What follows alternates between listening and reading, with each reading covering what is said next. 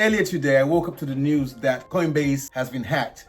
And I have about 3 accounts on Coinbase. And apparently it's one of the Indian branch that deal with customers that gave up some of the information of some of the clientele, me being one of them. I ran to my Coinbase to check that I wasn't involved in this scam or hack. And so far, 2 of them are okay, but I still haven't been able to get into the 3rd one. Coinbase, of course, said they'll pay everyone back who loses any money, and they stand to lose about 400 million if this goes through. From what I heard, they're refusing to pay any hackers any money, and Brian Armstrong went on his X account to explain what they were going to do. Hey everyone, I want to make you aware of a disturbing email that we received recently at Coinbase. It was a ransom note demanding $20 million in Bitcoin in exchange for these attackers not releasing some information they claim to have obtained on our customers. Now, we like to do things transparently here at Coinbase, and so I'm going to respond publicly to these attackers by saying, no, we are not going to pay your ransom. In fact, I have a few next steps in mind that I'm going to share at the end of this video. And these attackers have been approaching our overseas customer support agents, looking for a weak link, someone who would accept a bribe in exchange for sharing some customer information with them. Now, our support tools have limited access to customer information. There was no passwords or private keys or funds accessed as part of this, but customer support agents do have access to personal information like name, date of birth, address, etc.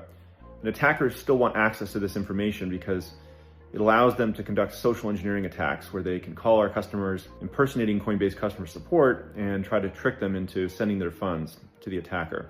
Now, unfortunately, they were able to find a few bad apples.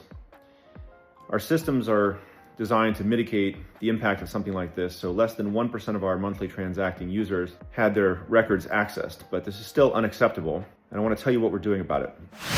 So first, any customers that were socially engineered as a result of this incident, we're going to reimburse them. Any customers who have been impacted by this or have been notified at this point. Number 2, we're hardening our systems around customer support to make something like this much more difficult in the future. And third, we're actually relocating some of our customer support operations as a result of this. But the last step is maybe the most important, which is that instead of paying this $20 million ransom, we're turning it around. And we're putting out a $20 million award for any information leading to the arrest and conviction of these attackers. And what they were going to do is pay any other white hacker 20 million who can find who these hackers are. I went on the Fox account and I found the most New Jersey sounding anchor I've ever come across. The crypto exchange plunged yesterday after the company reported a massive cyber attack. Hackers stole data, including usernames, addresses, emails, and then they demanded $20 million in ransom in Bitcoin in exchange for not releasing the stolen info. CEO Brian Armstrong said Coinbase will prosecute those responsible. For these would-be extortionists or anyone seeking to harm Coinbase customers, know that we will prosecute you and bring you to justice. And the customers will be reimbursed. Brian Armstrong there on the X account, and she was interviewing the financial guy on Coinbase, Faria Shirad. He had this to say about it. Joining me now is the man himself, Coinbase Chief Policy Officer, Faryar Shirzad. Faryar, thank you so much for being here this morning. We so appreciate it. First, let's talk about this hack and this ransom that you all are facing. What happened? Well, we faced what a lot of companies face, which we had a hacker group that was able to penetrate our customer care center overseas. Fortunately, only less than 1% of monthly transacting users were affected. We took swift action. We closed down the site, and we've actually already contacted all the customers affected and reimbursed those who've lost some funds. As you mentioned at the outset, hackers were able to get some personal identifier information, but were not able to access client accounts or touch customer assets, so we feel good about that. But we are going to make sure that if we can get information to get the bad guys into jail, that we'll pay people who will help us do that. Fox News there. Just to get another side of it, I also went onto Bloomberg's website, and they had this to say about it. Coinbase has disclosed a hack that is expected to cost the crypto exchange $400 million. Hackers gained access to customer data that includes names, date of birth, addresses, and government-issued ID numbers. Shares are rebounding. You could see there in the pre-market after dropping yesterday on the news in the last session. Joining us for more is Bloomberg's Tom McKenzie. And Tom, $400 million of a loss, that's not really that much. It's a drop in the bucket compared to some other hacks. But it's the impact in terms of the brand around Coinbase, which, as you know, Danny, has been that poster child in terms of pushing crypto into the mainstream, being the first publicly listed crypto exchange, of course, lobbying to get crypto-friendly lawmakers into Washington, D.C., into positions of power. Recently added, of course, to the S&P 500 as well in the last 3 days.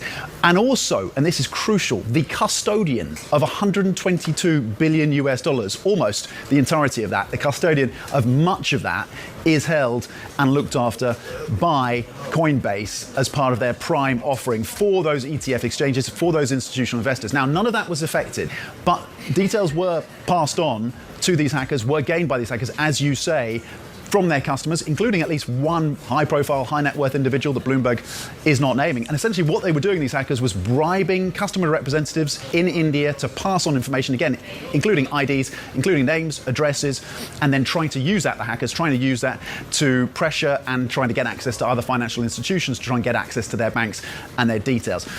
So from all you can see, Brian Armstrong and Coinbase are trying to mitigate the fallout by offering to pay anyone who's lost money on this hack.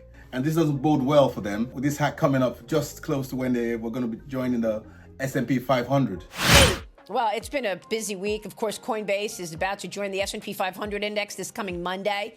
Big move in the stock on that. You'll be the first crypto exchange to be in the S&P 500. That's big news. How does that change things for the company? Well, it's exactly what you said. I think there's huge adoption of crypto in the United States. You have something like 50 million Americans who own crypto, but you have a lot of other people who are standing on the sidelines trying to understand what the market is and waiting for the right time to get in. I think the inclusion into the S&P 500 is one of those watershed moments. You'll have a huge segment of investors and analysts who cover the index or who invest in the index will now be taking a careful look at Coinbase. As for me, I never liked contacting Coinbase's customer service, having to listen to a strong Indian accent that's miles away from here. They don't understand crypto. They don't understand what they're talking about. All they want to do is make sure that you give them 5 stars for their performance. And yet, what you call them for is never actually accomplished. So all you're doing is, all they want to know is if you're going to give them a 5-star for talking to you, basically, taking your name down. Maybe getting your account back or getting your money back or being able to enter your account again quickly always proves impossible. But I've been with Coinbase since 2017 and I'm going to stick with them. I still have 3 accounts with them. Some of the people I'm helping to invest have accounts with them. And they're probably one of the best, really, behind Binance, of course. So until next time, this is Alexander F. Onilere worrying about his Coinbase account. Please like and subscribe.